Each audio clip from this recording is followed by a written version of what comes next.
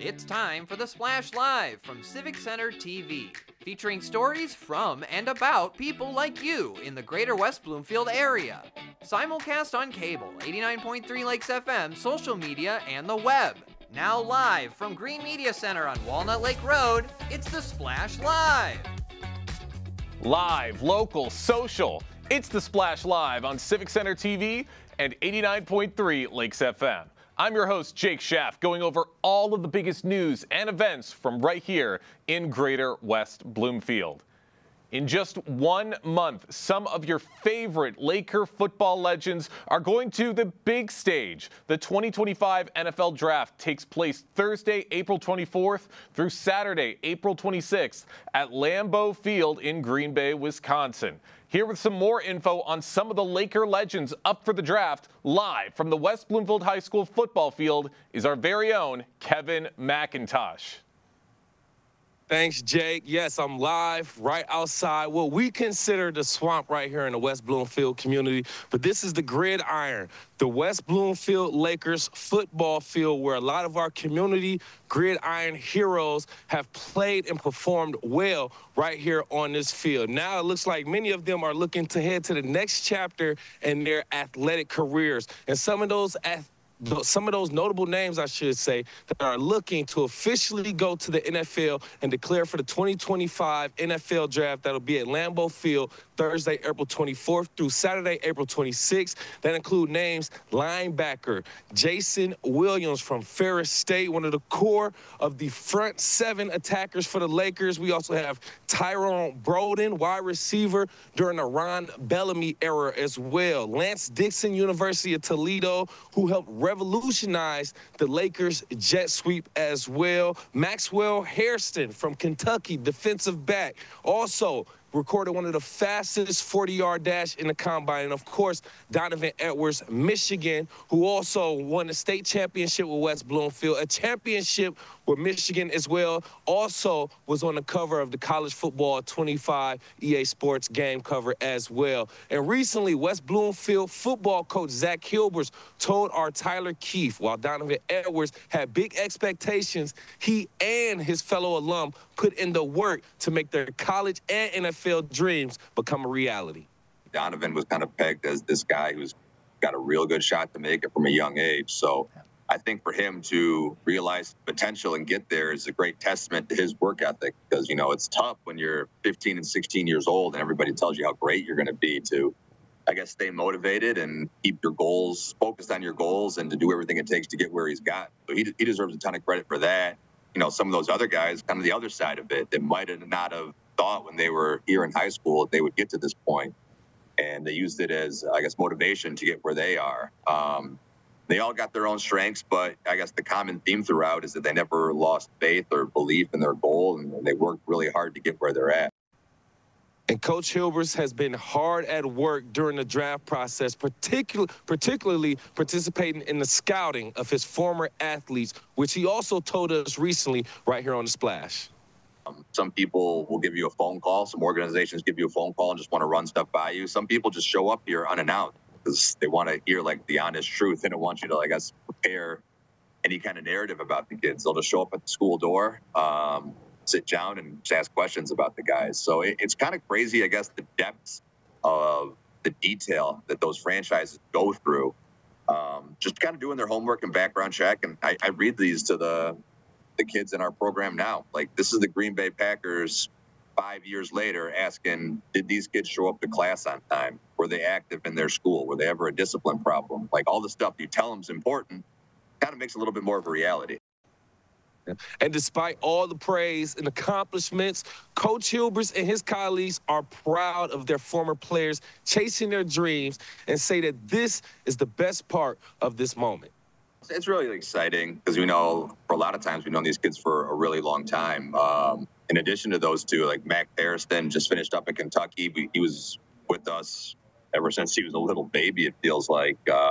Lance Dixon, who's at Toledo, they'll have really good shots as well. Makari Page, who's a safety at Michigan. Yeah. So we got 5 at least that I think have a really good chance, at least this draft cycle. And it's just so cool because, you know, they were running around here not too long ago with these big dreams of getting to this moment and be this close I don't know. It's kind of neat to see.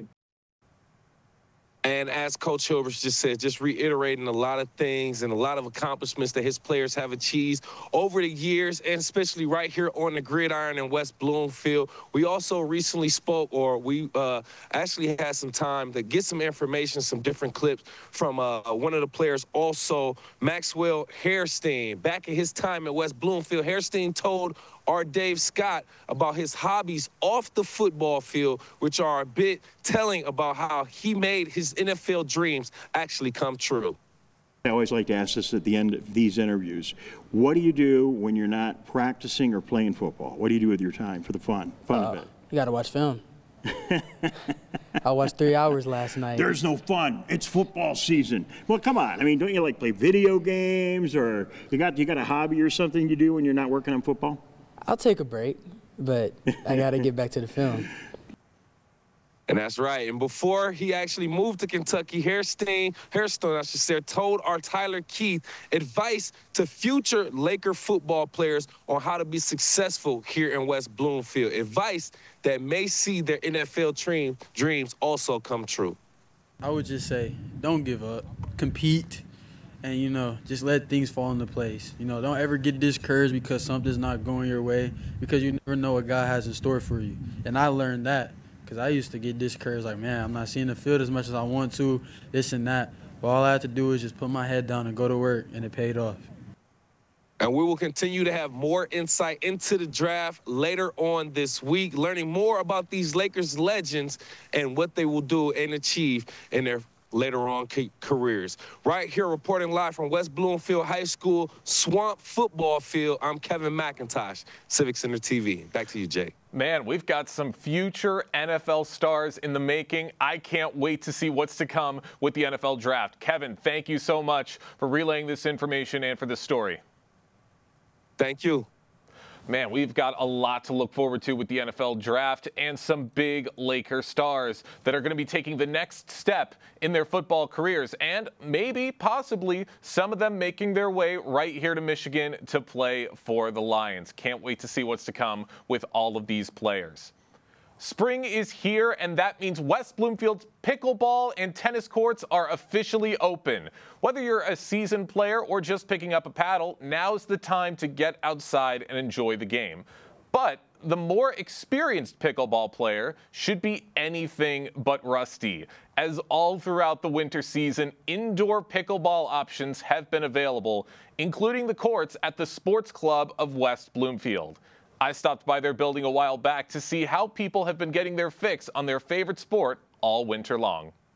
So this is the second year of the Detroit Pickleball League. I was part of the inaugural season last year, and it was an absolute blast. So I'm back here doing it again. And anytime I get a chance to play, whether it be a league or for fun, I'm all about it whenever my schedule allows. I think it's fantastic. I play pickleball sometimes twice a day, but every day. And there's not a pickleball court that I haven't played on. I go everywhere, so I love it. What would you say are some of the biggest differences from playing it outdoors as opposed to playing indoors as you are right now? Oh, well, there's a lot of differences. First of all, outside you have to deal with the wind. That's the biggest thing. But once you get used to playing in the wind, it's kind of fun. Obviously, with inside, you've got deals with room, if you can get around, if you can serve comfortably. Sometimes lighting is not great inside, but of course, you have good weather inside all the time, so you can play anytime. I like it because you don't have to worry about the sun in your eyes, don't have to worry about putting sunblock on and all that good stuff, or if it's raining. Sometimes I've had so many plans ruined because of the rain when I play outdoors. So I really like indoors a lot. It does take a lot of adjusting if you're playing on a gym floor surface, on the other hand, because there are some places that the only option is gym floor surface, and that is a big adjustment because the floor is so different than the dedicated pickleball surface or like a tennis court surface. We play until we're told we can't play outside. The nets are taken down and we have to find a place indoors, whether it be here at Sports Club or somewhere else down the road at Pickle Rage or Farmington Hills or in the east side over at Bass Pickleball Club. So we find our way to indoors. We embrace it, whether it's be at the YMCA or community center. We're here in Michigan. We'll play wherever. How great is it to have seen this sport's impact on a community like West Bloomfield's? Oh, it's amazing. I mean, we have more courts coming outside every year. You see different municipalities offering more courts because that's what we want. Sometimes it takes numbers to get those courts for us to enjoy. But whether it's outside or indoors, I think that more facilities are offering those programming opportunities for people to play, whether it be drop-in on weekends or ladder leagues during the week or weekends. It's just a fun sport. Yeah, I think the pickleball community in West Bloomfield has been great. I've played here for several years before I even did the Detroit Pickleball League, and there's more facilities popping up. There's another place called Pickle Rage that just opened up, which is brand new. That's a great new indoor place with dedicated pickleball courts, and I love to see it. The more courts, the better, so I love it. You can check out the indoor courts for yourself at the Sports Club of West Bloomfield, just off of Farmington Road, right before West Maple. You can also check out the outdoor courts at Drake, Bloomer, Keith, and Marshbank Parks. Their restrooms are set to open the second week of April, and playgrounds will be ready as soon as the frost melts from the wood chips. For more details on park facilities and opening schedules, call 248-451-1900. So grab your gear, hit the courts, and enjoy the fresh air of the season. Jewish Senior Life has launched a senior education program with local universities. It's called the Live and Learn Community and provided seniors the chance to continue their education efforts and brings the university aspect of college right to JSL. Recently, I spoke with Nancy Siegel-Heinrich to learn more about the program. Nancy Siegel-Heinrich joining us right now. Nancy, good morning. Good morning. How are you? I'm really good, and I'm really interested to get into this conversation. It really captured my attention. So let's get into the Live and Learn community with Jewish Senior Life. How did that idea get started? So all across the country, there are some university towns that have built some senior complexes right on the campus. And those communities allow the residents, the senior residents, to come in and learn with the students. I love that idea. I've always felt like the best thing in the world to do in retirement would be to go back to college, to learn with friends, and especially if tests were not involved or writing papers. So I knew I couldn't bring our residences to a campus, and it would be difficult to bring my residents to campuses outside of our immediate environment. So I thought, why not bring the university to our communities, which is what we've done. And that is amazing. That's great that you're able to provide that immersive, that true college experience to these seniors. And you're doing so with the partnership from Oakland University. How does that help to enhance the educational experience for the seniors? Well, Oakland University has the highest level of educational offerings around. And we just enjoy their faculty so much, and the range of classes that they can bring to our residents. The content has been superb that they've helped us provide. So it's been an unbelievable partnership. I can imagine so. And I'm really curious to ask, what are some of the classes that this program helps to offer for the seniors at Jewish Senior Life? You know, if you don't mind, I'm going to read about some of them on my cheat sheet here, because I don't want to get the nature of these classes at all incorrect. American political institutions, Congress, the presidency, and the Supreme Court. And now a word from our sponsor, a look back at early TV advertising. Everything you need to know about artificial intelligence, but we're afraid to ask. A history, let's see, La Traviata, opera at its finest. Our residents are just thriving with this classwork. It's unbelievable. Wow, some of those classes sound really, really interesting. I'm curious in checking some of them out myself. But what are some of the key benefits that some of these older adults experience from participating in these educational programs with JSL? So, of course, they get intellectual stimulation and learning opportunities and growth opportunities. But beyond all of that great benefit of exercising your mind, staying young, is the socialization of learning together. Our residents, even though they are in close community with one another, now have opportunities to share meaningful conversations about content that they've learned together. So socialization is a huge key to this. Absolutely. This would provide much more opportunities for these seniors to communicate with one another, forming these bonds all over a shared interest in the classes that they're taking. That sounds incredible. For those just joining us right now on the Splash Live, we have the CEO of Jewish Senior Life, Nancy Siegel-Heinrich, joining us right now on the Splash to talk about the Live and Learn community program that's happening with Jewish Senior Life. And having had this program for a while now, what has been some of the feedback from the seniors who've participated in this? The seniors are just so thrilled. We've had people say this is the best experience of their life, or they feel young again, or they're just delighted to have these opportunities. So as the CEO of an organization that supports older adults, there's no more beautiful feeling than that you're supporting your residents in their continued growth. It's beautiful. I can imagine so. It sounds like a very beautiful experience.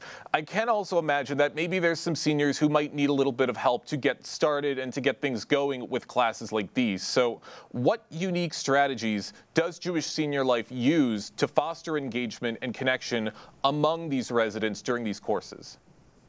So what we do is we offer an entire range of opportunities. We have small learning opportunities that are suitable for some folks, where you might be together with 4 or 5 students and be in a writing seminar or a short story seminar.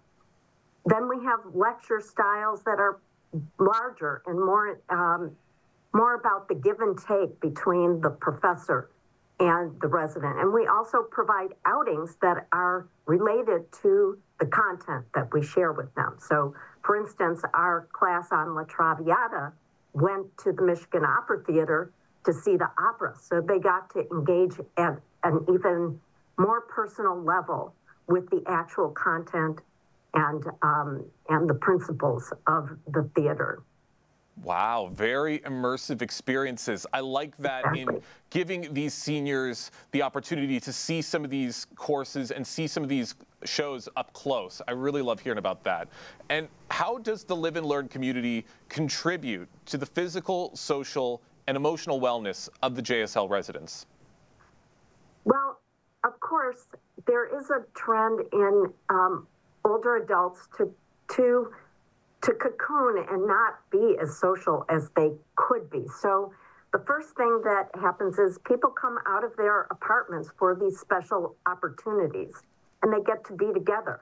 So there's that socialization aspect. There's the activity of going to and from the classes and sharing in our graduation ceremonies. So when you stimulate the mind and you stimulate socialization, the benefits of increased longevity, better cognition, keeping your mind active, all of those things together, it's magic. Well, I'm really excited to be hearing about this program. I hope it sticks around for a very long time, Nancy. One more quick question before we let you go. How do you hope to see the Live and Learn program expand, and what are your goals to expanding it to other residences? So we are anxious to expand the program to all of our communities. We have 6 communities on 2 campuses, one in West Bloomfield and one in Oak Park. We have independent living, assisted living, and memory care. And we have market rate communities and HUD subsidized communities. And we feel that content at this college level is appropriate for everyone.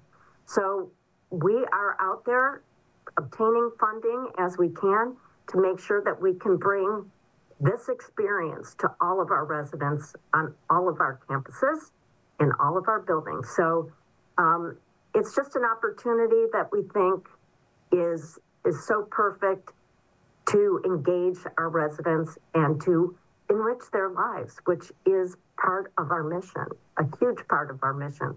And of course, we are Jewish Senior Life, but we're open to people of all faiths and beliefs, and we welcome everybody to come, live with us, and learn with us. I want to see this program expand as far as it can go. I can't wait to see what's to come in the future. Nancy, thank you so much for joining us today here on the Splash Live. My pleasure. Thank you so much. Such a wonderful program with Jewish Senior Life. I can't wait to see what's to come with the program in the future. Big thank you to Nancy for stopping by and for telling that conversation right here on the Splash Live. The Detroit to Nepal Foundation is doing all sorts of work to help people overseas. The initiative was established in 2010 with the mission to provide sustainable support to grassroots, community-based programs in Detroit neighborhoods and remote villages in Nepal, where significant needs in power, sanitation, clean water, healthcare, and education were identified. Yesterday, I had the chance to speak with Detroit to Nepal's co-founder, Dr. Richard Kaiden, to hear about what the foundation has accomplished and how residents can help. Hi, Jake. Nice to be here. Really happy to have you with us. Really interested in getting into this conversation because it's such a cool thing what you're doing in helping all of these people out in Nepal. Can you give us some of the latest construction updates that have been taking place in Nepal recently? Sure. The most recent work is following the 2023 earthquake that had the epicenter in Jadrakot in western Nepal. And for the first 14 years, we've been working pretty much exclusively in Kotang in eastern Nepal. But because of this very devastating earthquake, we shifted over there. And for the first year, just provided emergency relief responding to the villages. They would communicate with us what they needed just to survive the winter. They had no homes, no food, no supplies. So it's just a matter of sending them tarps and tents and blankets and food and medicine and any emergency resources. People that were injured were evacuated. Pregnant women were brought down for care.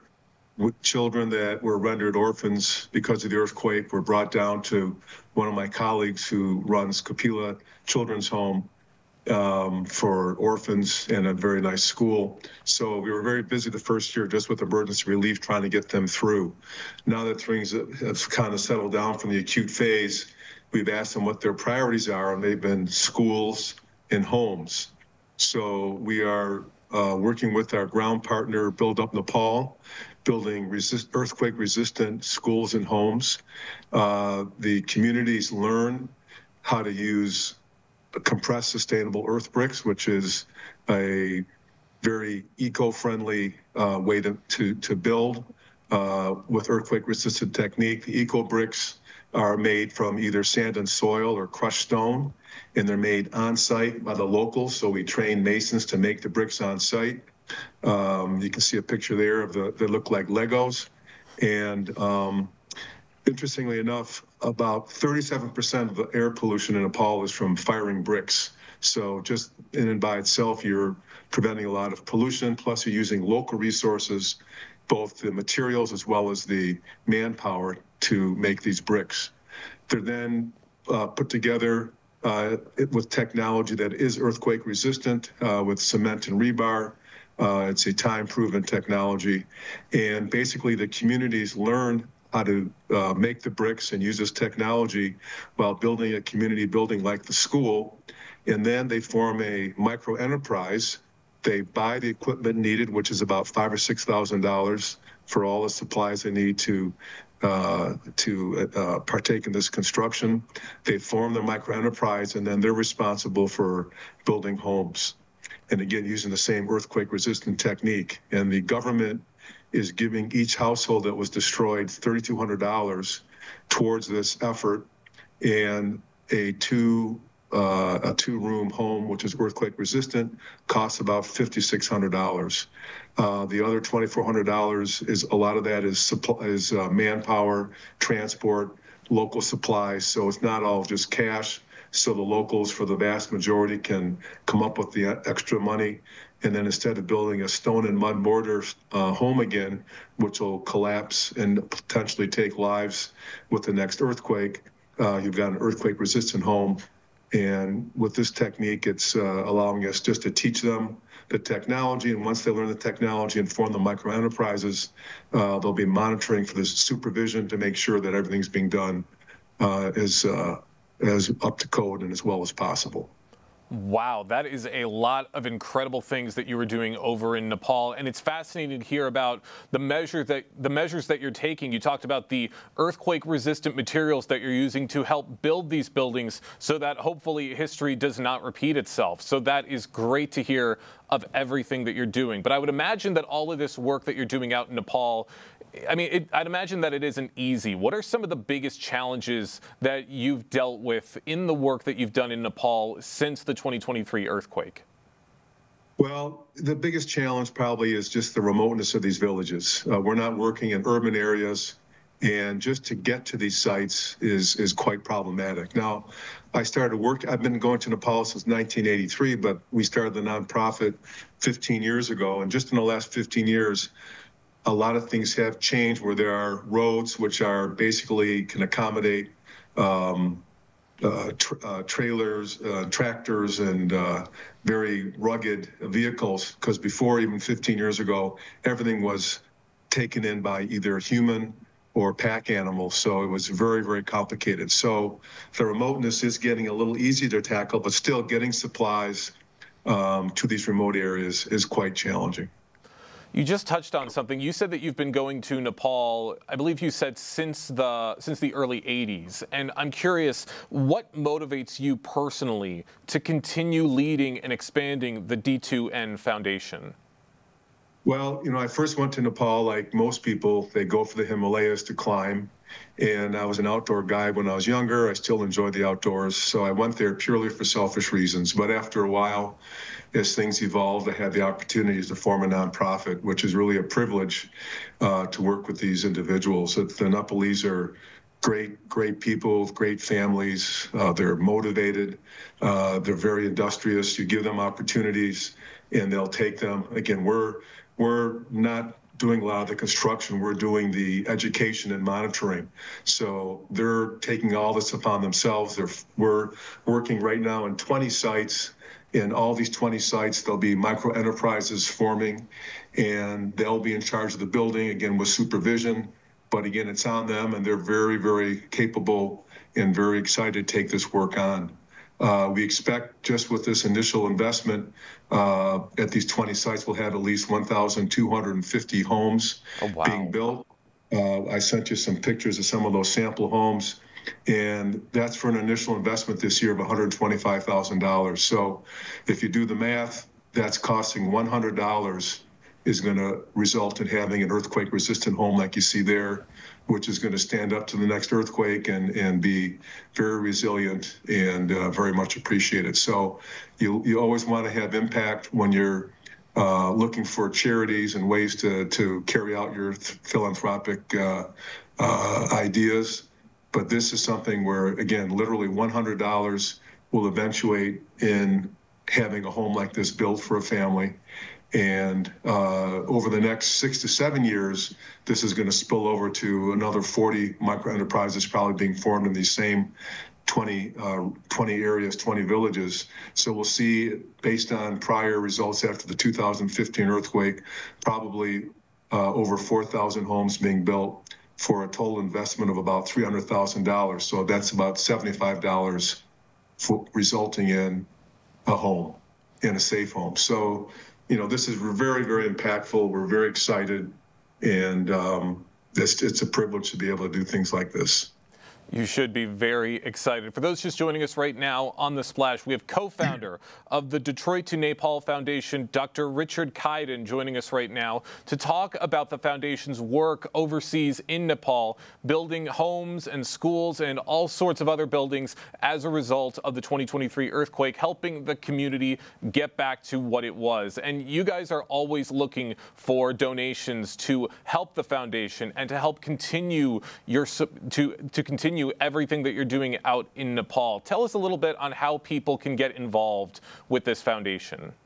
Sure. Well, again, as you mentioned, it costs funds, and it's amazing the impact we can with relatively modest funds, but still it costs funds.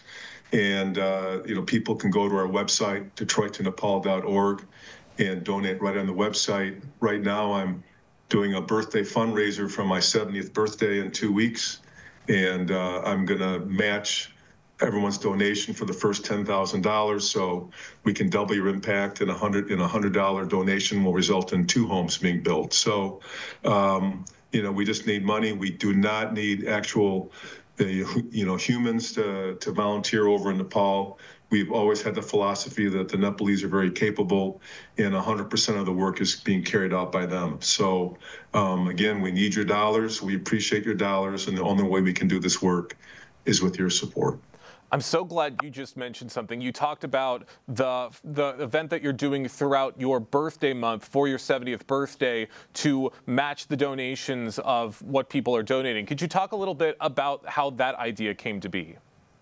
Well, every year I do a birthday match to try to help, motivate people. And again, what I do is I ask people for money all the time. And, you've got to get skin in the game yourself. I can't ask people for money without putting my own money into this as well.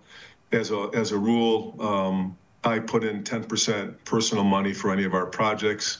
So I'm very much involved. And, when I go to Nepal, I pay for my plane ticket, I pay for my hotels, I pay for transportation over there. So I want people to know that when they give $1 to Detroit to Nepal, it goes to the work, whether the work is in Detroit or in Nepal. And, I want you to know you're getting a bang for your buck, and I'm in it with you.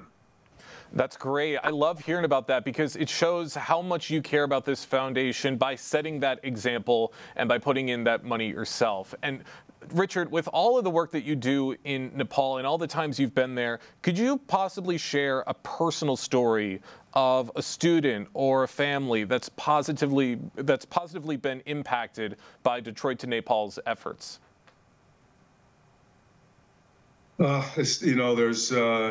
There's so many stories. I can't really think of one individual, but the thing that all the work we do, first of all, is responding to priorities that they identify, not that we identify. And when we started working, just for an example, we started with just going in there. I was on an advisory board for a medical school at the time in the Kathmandu Valley, and I went to this village area with a medical student and a public health expert just to do some assessments of what's up. And we soon learned that all the water taps, even though these were Himalayan springs that where the water was originating from, all these were contaminated with fecal coliforms, which is essentially the from your stool. And so when I went back 3 months later, they said, Dr. Richard, we want toilets. So they were able to identify, without me saying anything, that they wanted to prioritize toilets, realizing that it's one thing when you can treat infections, but if you can prevent infections, it's much more effective. So again, it's not an individual story of one person, but it's really of them collectively. They are intelligent, they understand their needs, they know what they need for themselves and their children more than I could ever understand. And, we follow their direction, and they were able to figure out, it's much more important to start with public health than to actually look for healthcare. So, there's so many stories. But again, I think just to look at them collectively, they're highly motivated, they're intelligent, they're capable of carrying out these projects, whether they're toilets or building medical clinics or schools or earthquake relief. It's just that it's a very poor country and they lack resources. And just with a little bit of help, it's amazing what they're able to do with very modest resources. A little bit goes a long way. You always love to hear about stories like this. Dr. Kaiden, thank you so much for joining with us today on The Splash. One more quick question before I let you go, though. What lessons have you learned personally from your experiences with D2N that might inspire others to get involved with more humanitarian work? Oh, it's just such an individual thing. I think, probably the biggest lesson I've learned is just how to learn how to listen again. I'm a cancer surgeon, so I spend all day talking to patients, all day giving advice, all day teaching medical students or residents. So I'm a really good talker and probably was not a very good listener. So starting the foundation and working with the foundation, I've had to relearn how to listen so I could listen to learn. So, that's probably the biggest lesson I've learned. just because of my, particular circumstances. But it is so important that we don't be arrogant when we have ideas of philanthropy, and don't think that because we're in a very wealthy country and we've had the luxury of high education and a lot of material wealth and a lot of amazing experiences, we can't be arrogant to think that we know what's best for other people. So again, just to sit and learn, and just to learn to listen again so they can teach us what they need and how to do it. And it's very humbling. Learn to listen again. A powerful message for everybody to remember. Dr. Kaiden, thank you so much for joining us today on The Splash Live, and thank you so much for everything that you do. My pleasure. A very enlightening conversation with Dr. Richard Kaiden. It's awesome to hear about all the great work that him and the team are doing all the way over in Nepal. And if you watching at home are interested in learning more about the foundation and looking to donate yourself, you can check out more information on their website, Detroit2Nepal.org, to find out more information. Once again, that's Detroit2Nepal.org. Plenty of other great stories and great topics to get into right here in Greater West Bloomfield, and we're going to get into those topics right after the break. Live, local, social. It's The Splash Live on Civic Center TV and 89.3 Lakes FM.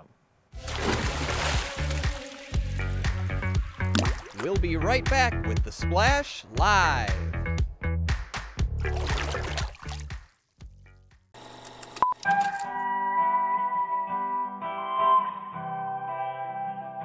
Bringing you stories and memories from Kego Harbor. Civic Center TV, television that's close to home. Last week, Brandon met a girl on a dating app. One day after work, he finally found the courage to ask her out. No answer. He started to panic. Was he being too pushy? Maybe it was too... Hey, sorry I didn't respond. I was driving. I would love to go on a date. How does tonight sound? Brandon tried to play it cool, but inside he knew. A girl so smart, so responsible. She must be a keeper.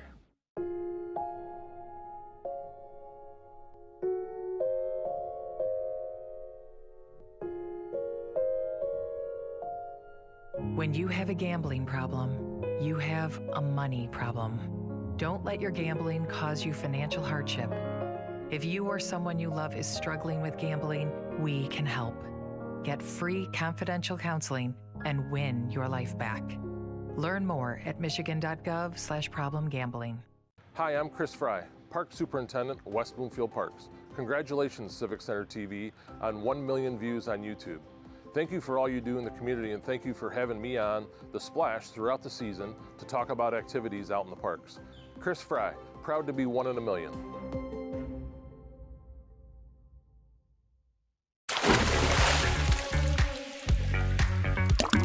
And now, back to The Splash, live. Live, local, social. It's The Splash Live on Civic Center TV and 89.3 Lakes FM. I'm your host, Jake Schaff, going over all of the biggest news and events from right here in Greater West Bloomfield. And Greater West Bloomfield has several connections to major historical events. And tonight, you can learn all about West Bloomfield's connections to a very significant event during a presentation at the West Bloomfield Township Public Library. It's called Mary Parker, William Taylor, and Other Freedom Seekers Researching the Underground Railroad in Oakland County. Presentation is being done by Carol Egbo and was put together by the Greater West Bloomfield Historical Society. Gina Gregory from the Society recently spoke with our own Tyler Kieft about some of these connections that you may not be aware of to the Underground Railroad. Here for more on that special presentation from the Historical Society is their president, Gina Gregory. Gina, thank you so much for being with us today. Appreciate you coming on to preview this special event and take a look at our really interesting history here in West Bloomfield. Good morning, Good morning, Tyler. How are you? I'm doing fantastic, and hope you are well as well. As we get ready for this, about a week from the time that we are recording this and having this first live with us on the air is when this presentation is going to happen. It takes a different perspective. We showed a video recently, and we've been airing this video for a long time on Civic Center TV about the Michigan connection to the Underground Railroad, featuring in Farmington and in West Bloomfield. But we're kind of taking this upcoming presentation at the library county-wide. Tell us a little bit about the experts that will be presenting this and what the story they'll be telling this time about our local connection to the Underground Railroad. Well, this presentation, I think, was developed as a part of this program, and researchers have been very active looking for our West Bloomfield history. I always recall, probably during COVID or so, West Bloomfield Parks asked me who were the significant Black people early in West Bloomfield, and I had no knowledge at that time. So since then, we've been researching, and we're fortunate to have a volunteer researcher who is very able to look online and know how to use archives and find more and more. And I got an email from him yesterday, literally saying, in summation, the more you look, the more you find. So this project, led by Leslie Pilek at the Birmingham Museum, has now found more evidence of about 1903 about Ellis Mason from his obituary. And he was an enslaved person who came to West Bloomfield to live the rest of his life. And the obituary shows that he lived on land a half mile from Walnut Lake Road. And when our researchers learned that, they were able to, Sue Williams was able to look through our reference material, our archives, our collection, and find 1980 testimony from a donation that we had received. And it references the Cooney farm as well as the adjacent people that Ellis interacted with. And then the stories were also passed down from grandmas and aunts and uncles. So all these things together piece together more of the story of what was happening here in West Bloomfield. So very exciting. Carol probably has that information, and we'll be rolling it into her presentation about all of Oakland County as I see it. So she will tweak her presentation to us. So we're looking forward to that and having people attend live. And I also understand the Civic Center TV will be recording that. Right. So that'll be an awesome way to hear the latest in a presentation format. Yeah, we certainly encourage people to come out to the library on Wednesday, March 26th, 7 p.m. for this presentation. Really fascinating stuff, because we're taking a look at this from a county perspective. This particular expert is an Oakland County Parks historian, but we'll also, as you said, Gina, be kind of taking this through the lens of our community proper and its direct connections to the Underground Railroad. But what we were saying about Sue Williams and others and their research, sort of piecing all of this together over recent years, really goes to the crux of what the Historical Society and its volunteers do every single day. Just take us through a little bit of the legwork that people that are essentially our local historians are putting forth to tell these important stories of our history in Greater West Bloomfield. Absolutely. And it's through sharing that happens. If they were each their own little silos, not sharing, they wouldn't get very far. So the communication between people and the interest and the ability to respond in a timely way just really keeps the enthusiasm and the interest rolling and the possibility to move forward. It's all, can be a long time process. And we're just fortunate to have people right here in West Bloomfield who are committed to that. And there's competing theories that history is a revolving door, that history, it doesn't repeat itself, but it kind of mirrors itself throughout the generations. And so as we look back on the Underground Railroad's connection to our community, it helped people get to freedom. It helped people from diverse communities in comparison to the large population demographics of our community at that time in history get to freedom. And now today we look at our community as being this big melting pot, a number of different cultures, ethnic backgrounds, socioeconomic backgrounds. How do you think that those connections historically maybe led us to being such a diverse and ultimately welcoming community that we are today? Well, I would look at it from the lens that we've had a story that you only can talk about what you know. So we've picked up things over the years, and it seems to paint a story. Yet the more you look, the more you find, and then you have to take that and incorporate it into your story, and you get a fuller story. And so we benefit from that. You know, the people who were involved with the Underground Railroad, it seems that there were many of them in West Bloomfield. It literally seems that the homeowners in the area of Orchard Lake Road and Walnut Lake Road were involved, as well as by Pontiac Trail and Orchard Lake Road, and probably to the west of that, were all involved. So it's just interesting to see that that was there. And probably we didn't know that so much before. So we pieced together a fuller story, and that then gives us the opportunity to share that information, and it has a wide impact. Over time, we hope to update what we have at the museum to show that. In the meantime, we have opportunities here with speakers and presentations. Neil just shared what he's put together so far at our February open house. And then he'll also be, I hope, at the Juneteenth event through West Bloomfield Parks, which I understand has grown and grown. So we hope to participate this year. We're actually just getting into the planning of that at the moment. And with these special events like this presentation coming up on Wednesday, March 26th, 7 p.m. at the library, but also the display that's currently at the main library and will eventually, after this presentation at the end of March, be moving over to West Bloomfield Town Hall. It seems like the Historical Society is making a push to get some of these stories from our really interesting local history into the community even more. Why is that becoming more of a concerted effort and a direct, very visible effort from our Historical Society as you move forward? Only because it's there. When Leslie Pilot began this program, they had a presentation with the 4 panels originally, and I was trying to think of when that was. It was in 2022, I believe, fall or spring, one of the others, held in Southfield, and they were a packed room full of people that were very interested.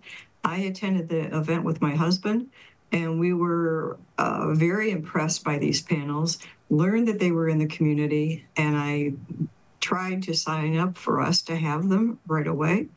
That wasn't possible in that year, which I think was 2023. They were in other places in the community in 2024. So our turn popped up this time of year.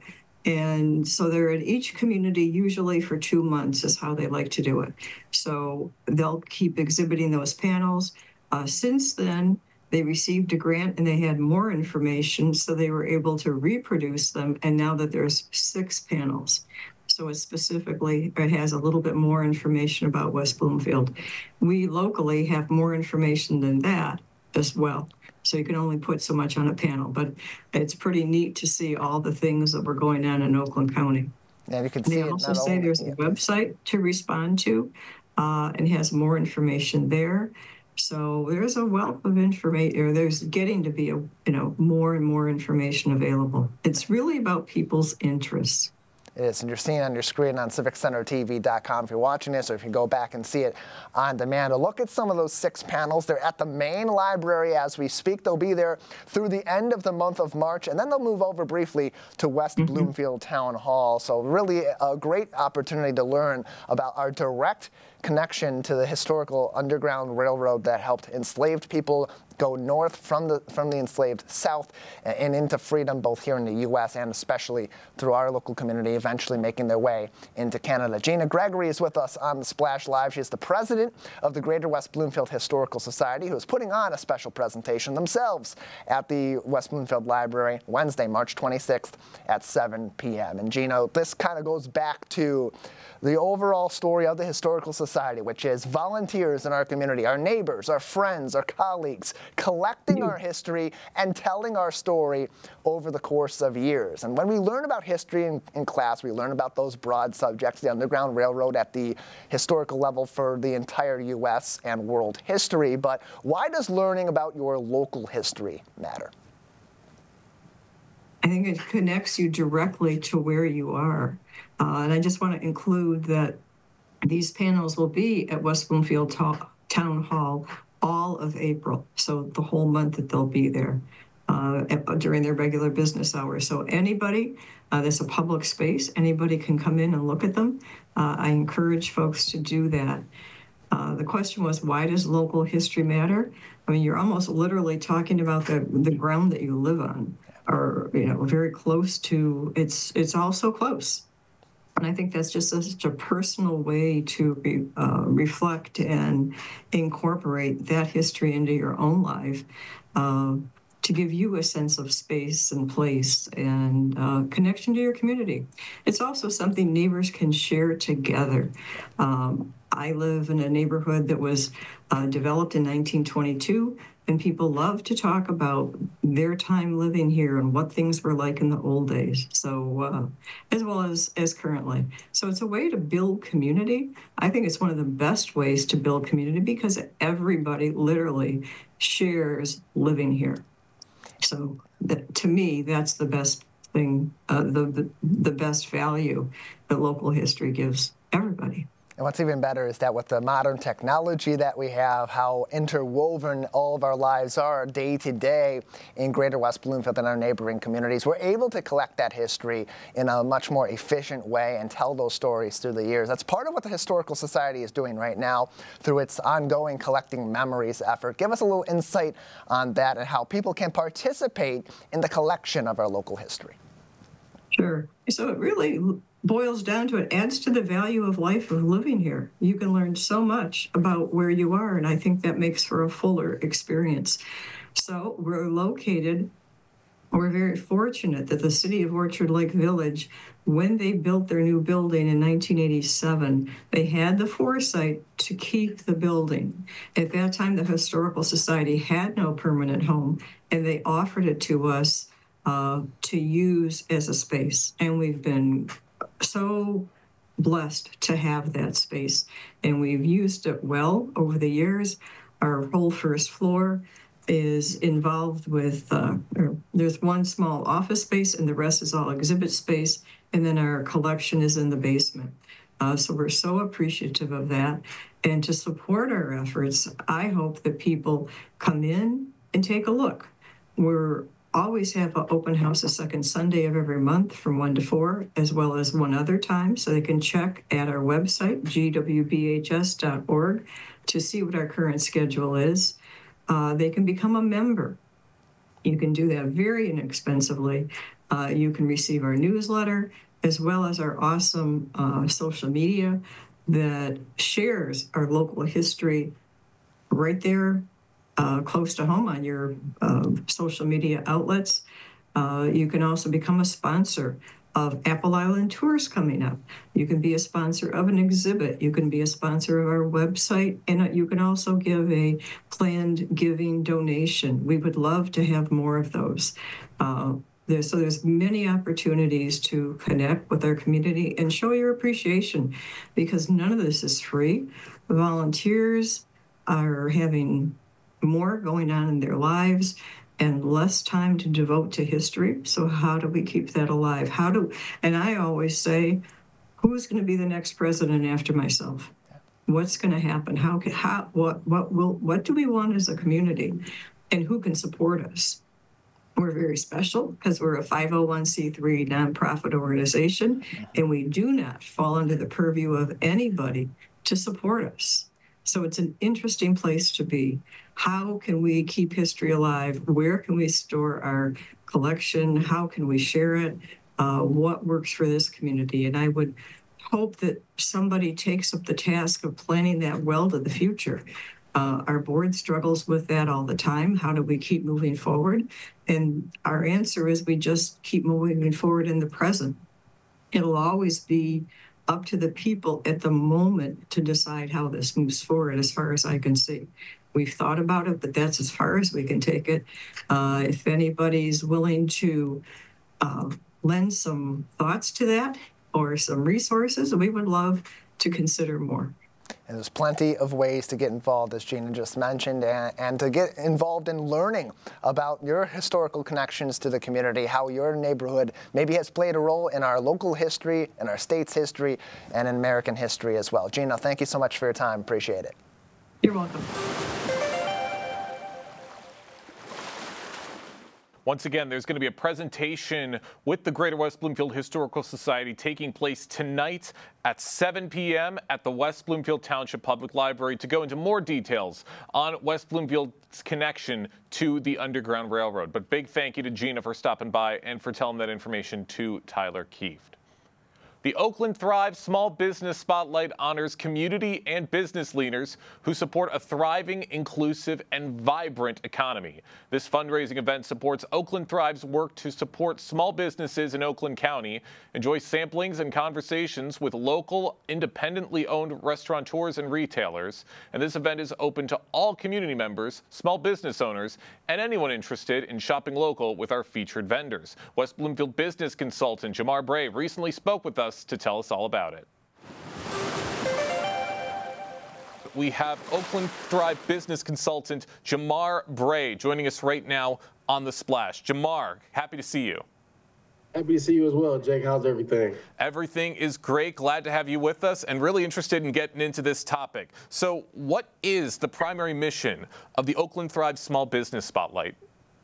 Yes, so this is a chance for a lot of our small business owners and also officials all in the same room, and we can all network and fellowship. And also with a lot of our vendors there are also clients of Oakland Thrive who will also be selling their items as well. So it's a chance to also talk to them, listen to their story, see some awards for the community, but mainly there to understand the mission of Oakland Thrive and what we're here to do. And it's going to be a great time, man. I'm actually looking forward to it. Sounds like a great time, and you guys should be very excited for this. It sounds like it's going to be great for so many of these small businesses all throughout Oakland County. And I want to ask, what criteria is used to select some of the honorees for something like this?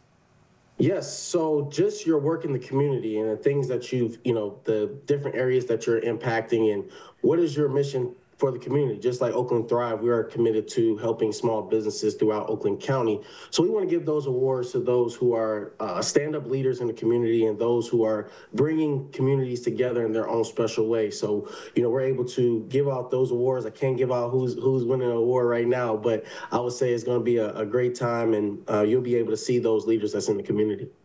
Awesome. I'm sure whoever's going to be getting these awards are going to be very, very excited. And I know you can't give us any information. I'm sorry? Yeah, I wish I had one coming to me, but I'll take it. I'll one giving out the awards.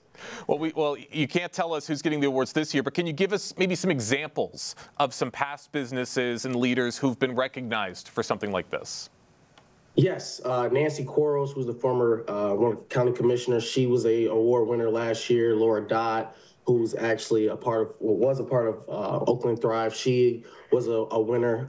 So those are the type of criteria, those who are leaders of organizations or even in the past who've really been committed to seeing the thriving community in Oakland County.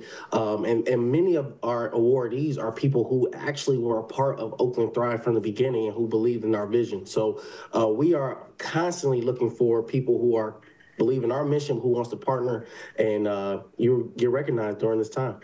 That's absolutely everything you should be looking for, and you see so many of these examples every single day. Now, this is a fundraising event, and how does the fundraising aspect of this event directly support Oakland Thrive's initiatives?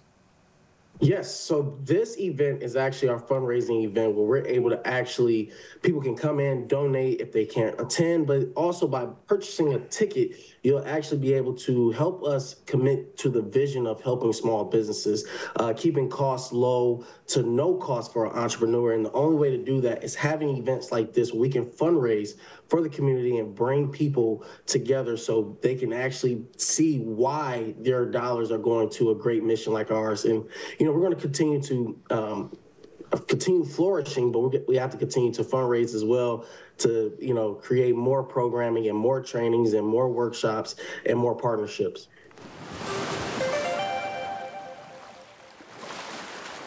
Appreciate Jamar Bray coming by and telling us this information about Oakland Thrive's upcoming event that's going to be taking place on April 3rd. But that's going to do it for us today here on the Splash Live. I want to say a big thank you to all of our guests for stopping by today, and for Kevin McIntosh for all his work out in the field, and for everyone to help make this show as spectacular as it is. I've been your host, Jake Schaff. Live, local, social. It's the Splash Live on Civic Center TV and 89.3 Lakes FM.